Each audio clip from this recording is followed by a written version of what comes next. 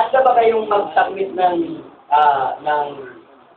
sa unang terminology, biodata? Ngayon may tawag yan, yung tinatawag na resume.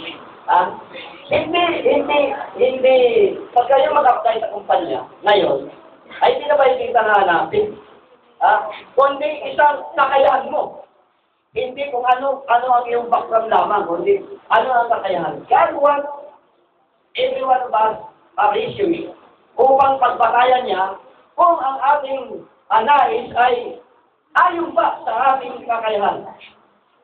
Question, ang ating Panginoon, hindi siya pumili. Bakit hindi siya pinili? Ako anak ni Noah. Bakit ako'y ugat labi na natin isip? Bakit hindi pinili? Bakit pinili niya si David? May makakapagbigay ba kayo ng contribute kung bakit si David ang kanyang pinili? Anong mayroon si David? Kingship. Pero isa lang sasabihin ko sa inyo, David is a prophet. Ang revelation is the prophetic present word. That's the reason Jesus Christ chose, pinili niya ang David position. Nabasa ba ninyo paano naging prophet si David? Mayroon ba siya hula? Mayroon. Ang hula niya ay makikita natin sa awit. Anong verse, Brad? Para makatulong ka. Marami. Huwag na natin sabihin. 16 na lang. Ito ang kanyang propesya para matawag na siya ay qualified as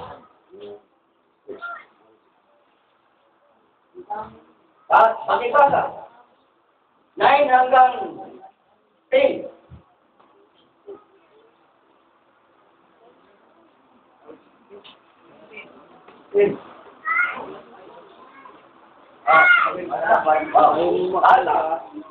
Masa. O ika. Ay, sinong na? Bible drill. Kailangan ulit. Wala pa rin na una. Chapter 16, verse 9. Kaya't ako'y nagdiriwang, ang diwa ko'y nagagalak. Ang lagi kong nadaramay, hindi ko matitinag. Verse 10. Pagkat di mo tutulutang ang mahal mo ay malagap sa balo ng mga patay upang doon ay maagnat. Okay. Ang propesya ni David, ito ay hindi malalagnas sa maagnas sa simenteryo. At nangyari ba yun? He is a prophet o lang? He is a prophet. Now, ang kanyang isang tungkulin ay ang pagiging propeta, hindi lang pagiging hari, pagiging isang propeta. That's the reason, the revelation ay napili siya na lahi, na tao upang gamitin niya sa kanyang ministeryo. He is the rod at string of David. Kaya nang tanong, paano naman siya naging rod of David? O sige naman, voluntary. Ito ay TV Bible Study. At pupunta tayo dahil ito ay 2 paksya na pinag-aaral ko ngayon. Paano naman siya naging ugat ni David? Sige. Salmo 16. Hindi, ugat. Hindi, string. Ang string is pertaining to Mary, pero pertaining to Rod, kailangan matukoy natin. Napaka-importante na ang pagbabasa ng Biblia ay hindi katulad ng kami. Kailangan bawat kasagadian ay isinulat para sa isang tao, para sa atin. Kaya ang bawat detalye ng Biblia may pinapatungkol na kahulugan at hindi isang kasaysayan lamang. Kaya dito, sino? Sino makapag-ibiya? Ating basahin ang Matthew, Revelation 5 para makita natin kung sino, para magkaroon tayo ng idea. Para magkaroon tayo ng idea. Revelation 5. After mga so-called want to be a leader, to be a preacher. Hindi ito kailangan sabi pa nga pagmatrikulahan. ang pagiging isang preacher. Dahil sa ating balikat, sa kasalalay, ang mga kaluluwa sa uling panahon.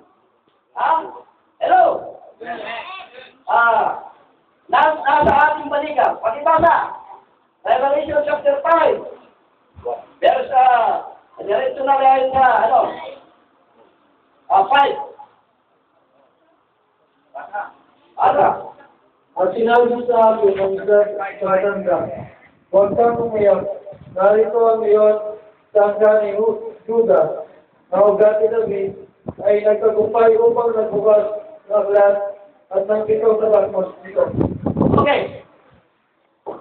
Paano siya naging ugat ni David? Siya daw ay Root of David, ang Lion of Judah. Hindi si Judah, Lion of Judah. Mayroon pala Lion of Judah na tinutukoy sa kasaysayan na dapat natin alamin mga so-called preacher. Dahil may Lion of Judah, pinabasa natin ng Revelation parang Kadis, pero sabi ng Revelation, mayroon Lion of Judah. Who is that person? Now, dapat natin makita na napaka-importante. Ito ay parang cross-examination ito. Dahil itinuro ko at kailangan ngayon sumagot na rin kayo. Why? Paano siya naging isang Root?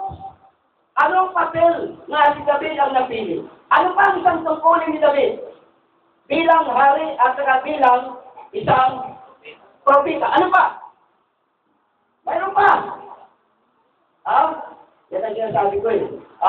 Talaga dapat araw-araw na tayo mag-Bible study. Araw-araw na tayo magbasa ng Biblia.